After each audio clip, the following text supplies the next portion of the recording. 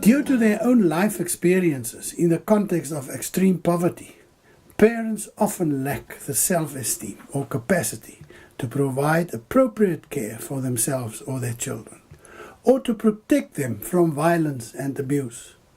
Because of survival as a priority, there is also little support for their children in accessing education. Without family or community-based support systems and lack of coping mechanisms to survive, children create conditions that make them feel included, or at least appear to.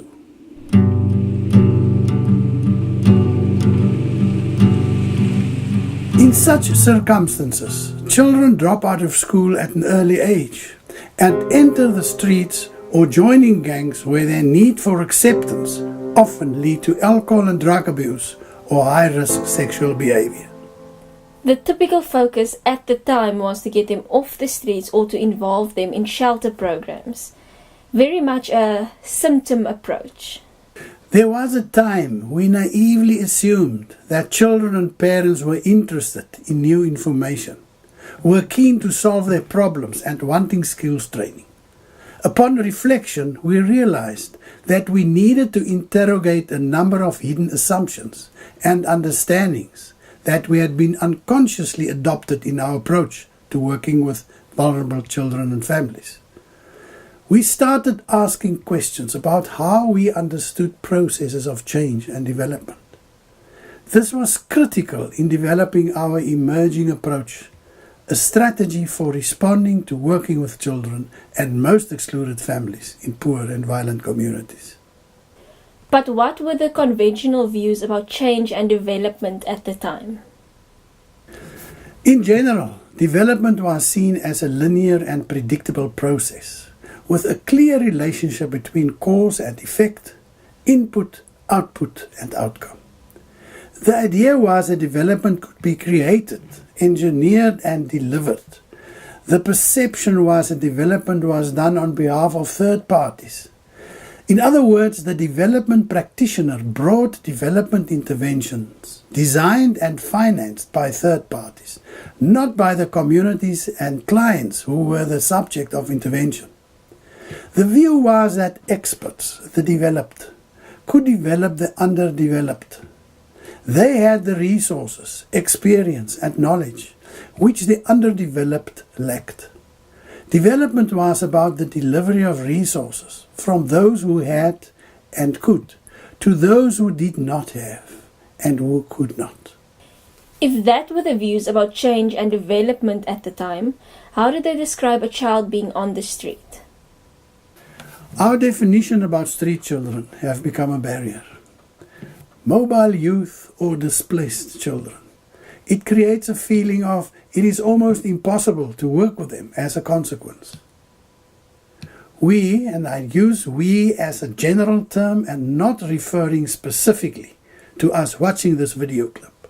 So we so easily speak about a street child with a primary focus on getting him or her off the street, not asking the critical question about the significance of that street connection. Homeless children. Take them to a shelter as a solution. The dynamics of homelessness are not that simple. It is not only about having a roof over your head, but about that inner experience of significant attachments and belonging, no matter what. This is where we stay. This is where we feel safe. This is where we feel we belong. This is home. My hope lies in adversity. For psychological safety and self-protection, they create their own psychological shelters, filled with loneliness and pain, where they secretly cry out for significant attachments. Our challenge is, when we knock on that door, that we are allowed in. But because of our focus on symptom behavior, we do not connect with the deeper dynamics of behavior. If you can manage to make that connection, maybe you'll get an invite for a next visit. This is where it all starts. This is Jonathan. This is where I found him. This is where he is now. It is nice where we stay. We laugh, we eat together, and we talk. This is my home and family.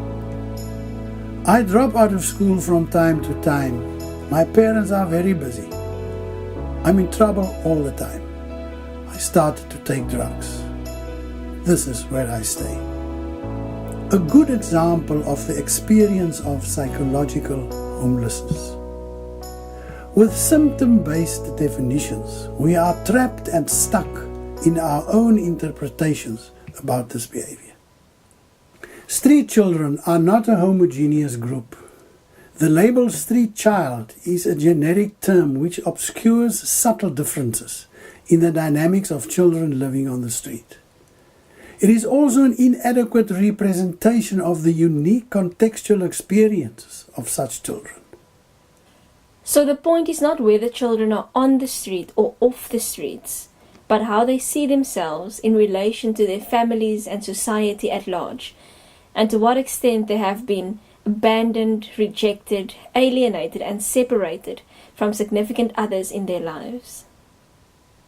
Children work on the street, dance in the streets, beg in the streets, sleep in the streets.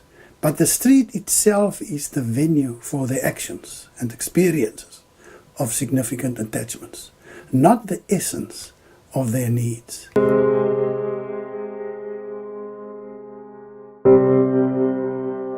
When we work from a paradigm of the child in context, we desist from labeling. We are more open and more capable of making a unique contextualization of each child's needs and behaviors in order to act in their best interest. Our paradigm is about the psychological value and significance of connections for each child.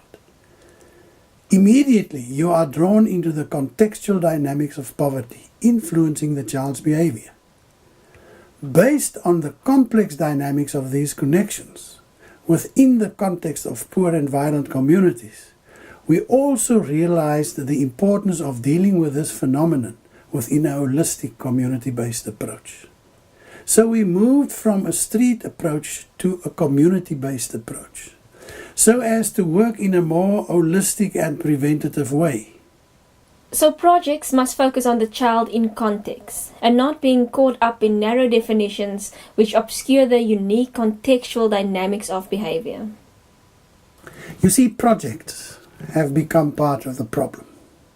People and organizations in towns and cities react in different ways to the dilemma of children begging and living on the streets, depending on their own interpretation of solving on-street problems of these children.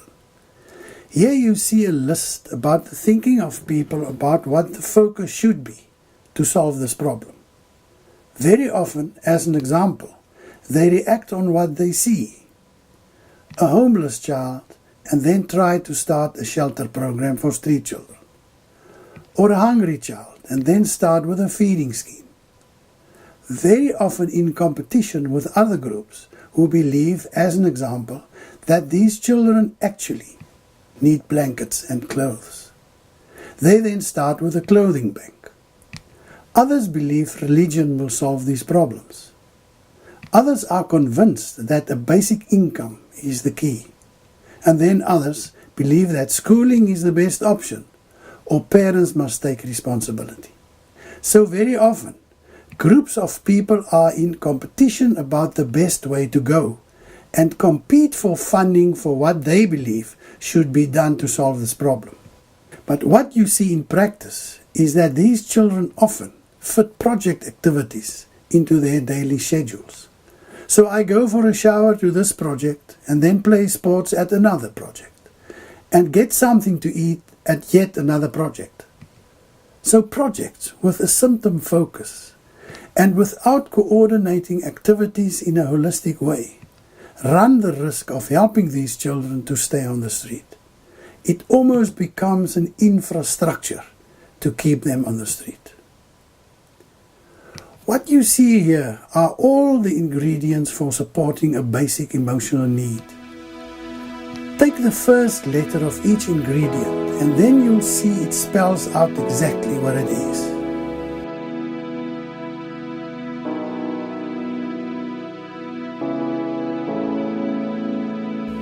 a stable relationship. The experience of significant attachments in the family and a sense of belonging in their communities. They lost it because of the harsh impact of poverty on families in poor and violent communities. Can you suggest a best practice model to deal with all this? There is no such a thing as a best practice model. No practice can be the best in a world that is as complicated as the one in which high-risk children, poverty and schooling come together. Best practices defy contemporary and contextual reality. No practice, no matter how effective it might be in one context, will automatically be as effective in another. Nor should second-generation users of such practices spend time trying to do a better job of applying such practices with greater fidelity, without a good understanding of the basic rationale and dynamics of the concepts and strategies. Rigid insertion of methods or programs from one context into another cannot free systems to be more flexible and responsive to variety. The best practice model lies in your hands. It is about your ability to make a connection with the unique behavior dynamics of poor and most excluded children and families, and to respond therapeutically to the unique needs with creativity and confidence. To learn more, I refer you to Session 3, Dealing with Human Behavior, and Session 5, Contextual Barriers.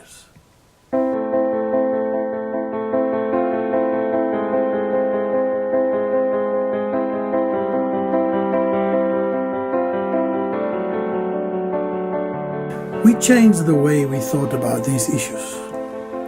It is about the significance of the connections children have and the accompanying dynamics which should be addressed. So it is about the unique experience of children in the first place. Some of them have a street connection. Some of them have a street and family connection. Some of them have a school and street connection, etc. Based on all of this, can you just briefly summarize the paradigm shifts of your project over time? It's from a narrow definition of street child to child in context with unique connections. From a focus on symptom behavior to a focus on the dynamics of behavior. From a linear symptoms problem-solving process to a holistic systems approach to solving problems. From a strong focus on the street, a reactive mode, to a strong focus on the community itself as the holistic context of the child. From a focus on older children already on the street, a kind of reactive mode, to a focus on the young at-risk child and his or her family in the community.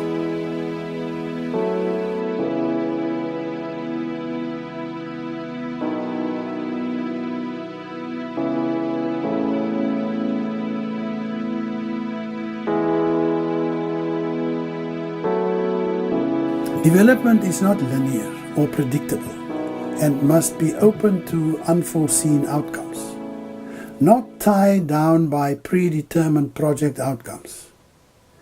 Expert-led development, which is delivered from the outside, generally fails.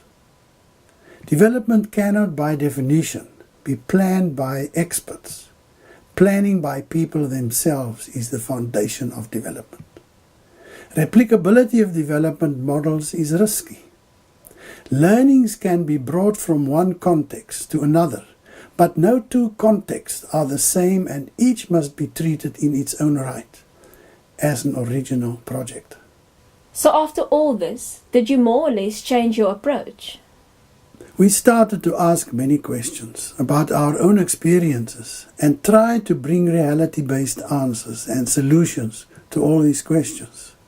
Within a holistic systems paradigm, we changed our approach to an ongoing questioning and learning strategy based on the principles of action research.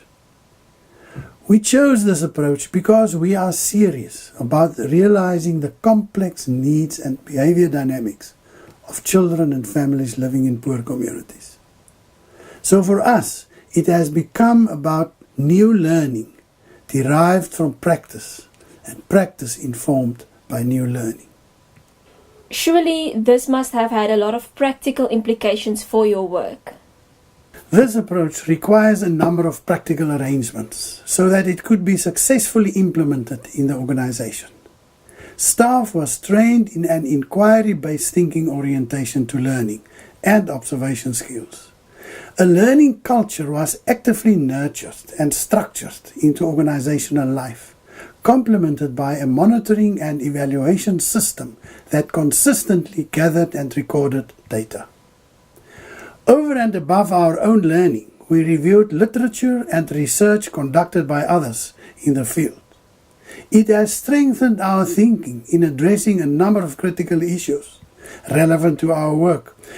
Pre-packaged activities and programs held no guarantee for making a connection with the needs and realities of children and parents living in poverty. We realized that in order to develop a truly response practice, sensitive to the ever-changing dynamics of children and families, meant engaging consciously with the critical interface where the realities of poverty and our project activities meet. In order to realize our aspirations, we had to create an appropriate organizational structure through which our activities could be delivered within a holistic paradigm. To learn more, I refer you to session 4, Goals, Focus, Structure and Strategy.